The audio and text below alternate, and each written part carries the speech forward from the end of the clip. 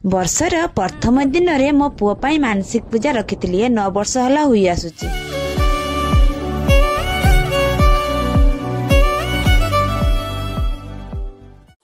नमस्कार सांग माने, आपण माने केमिति अछंती? आशा करूची भगवान को दयारु आपण माने समस्त भलरे थिबे। आज नवा वर्ष तरफरु मो पुओ मो तरफरु आपण मानको ढेर सारा शुभकामना।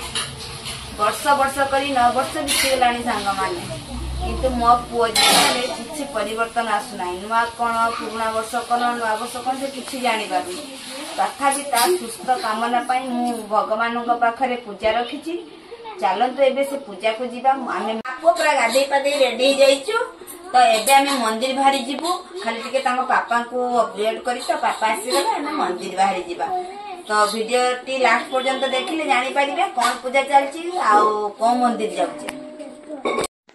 आसिकी पहुंची गलु आमे से मंदिर। आपन देखि पारुथिबे सेठी शिव मंदिर अछि। तो एपटे गाड़ी पार्किंग करी मु आगे से पोखर रे बुड़ मारिली, कारण बुड़ मारिले कुआडे मनस्कामना पूर्ण होई थाए बोली समस्ते कहंती। तो मु सेपटे जाइतिली, दीदी हमर पुओ को धरी एपटे बुलु थाए। तापरे मु जाय सीधा आसी मंदिर रे पसिली। फास्ट मंदिर रे एंट्री करिबा आगरे फास्ट पड़िबो शिवलिंग। तो सेठी जाई मु आगे मोर मन कथा मु प्रभु को जणाई देली। मो पुओ को ढेर सारा आशीर्वाद करंतु प्रभु, जेमिति मो पुओ टिके सुस्थ रहो। नुआ वर्ष रे मु तो आ किछि नुआ पाइबार आशा रखी नाही। जोंठी सबु आशा मरी जाई थाए सेठी प्रभु को स्मरण कले मनर दुख मनर कष्ट टिके हल्का होई थाए। मु जाई नंदू महाराज पाखरे मो दुख जणे कहिली। नंदू महाराज यदि दुख जानी पारिबे ताहले महादेव को से निश्चिंत जणेबे। मोर आशा। एपटे मंदिर भीतर को पशिगली।